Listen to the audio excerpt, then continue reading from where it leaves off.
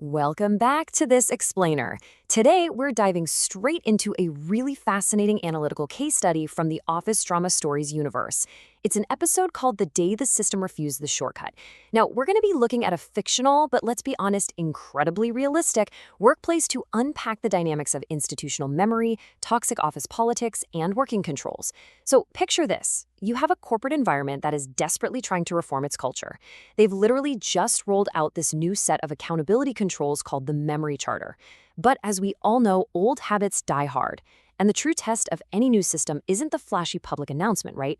It's the quiet, everyday workflows. Today, we're exploring exactly what happens when an automated system catches a corporate cover-up before a human even has to step in. I want you to keep this specific question in the back of your mind as we go through today's analysis. Because, in so many workplaces, uncovering the truth basically relies on a brave whistleblower, a hero stepping up, usually at a massive personal cost. But what if the system itself just refused? What if it simply didn't allow the cover-up to happen? What if the digital audit trails and workflow controls did all that heavy lifting for us? That is the core of our exploration today into institutional courage. We'll be following a strategy lead, Maya Carter, and her audit team as they navigate the immense, overwhelming pressure that hits the exact moment a system does exactly what it was designed to do, block a toxic shortcut. All right, let's jump into part one, the blocked shortcut. So in our case study, before the office has even fully woken up with their morning coffee, the company's brand new memory charter controls automatically catch and block a shortcut attempt. And look, it doesn't look like a massive, headline-grabbing corporate scandal at first glance. Honestly, it looks like a completely boring administrative object. But Maya Carter, the strategy lead, makes this absolutely brilliant observation. She says, the dangerous documents never look dangerous first. And she is so right. Systemic toxic behavior rarely announces itself with a giant explosion. It hides in the mundane. It's a changed drop-down menu, a skipped approval checkbox, a tiny workflow reroute. It's the stuff we're usually way too busy to question. The people trying to bypass accountability are totally banking on the fact that you'll just glaze over the boring administrative details. Moving right along to Section 2, the corporate pushback.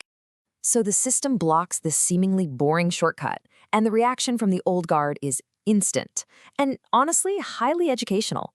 The organization immediately tries to cover their tracks using that incredibly polished, soft corporate language we all know so well.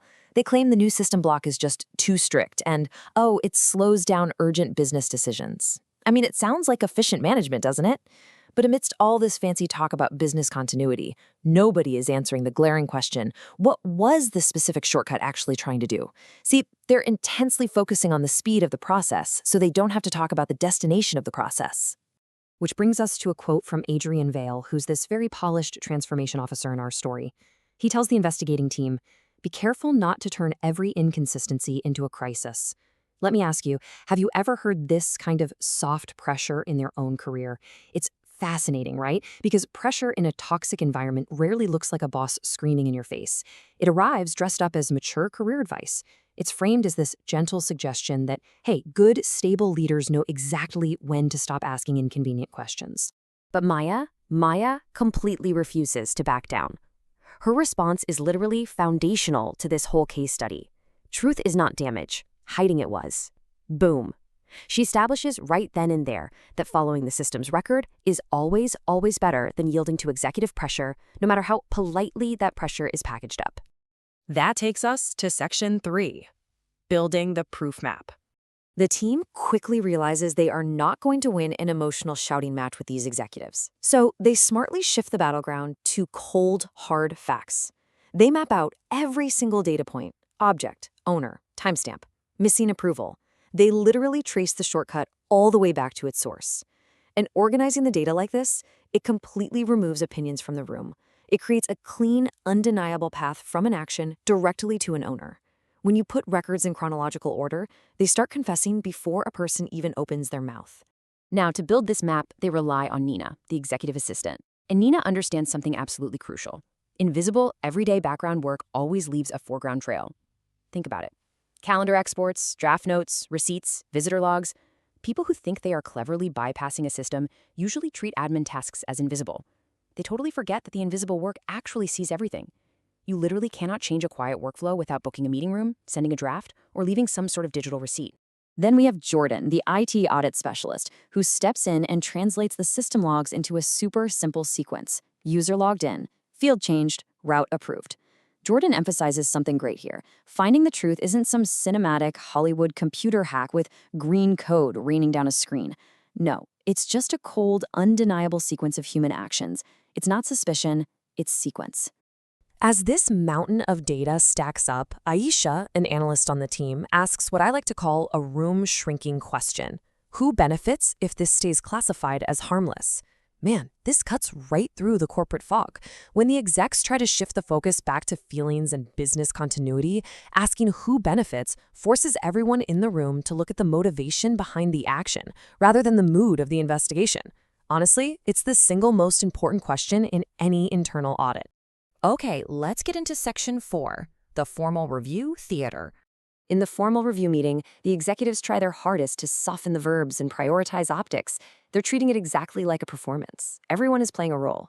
You've got the careful executive, the tired legal voice, the reasonable reformer. But Maya's strategy in this little theater production is just brilliant. The stronger the record becomes, the quieter the investigator becomes. She doesn't yell. She doesn't argue. She just silently places the proof right next to their official explanation. One page closes one excuse. One timestamp shuts down another narrative.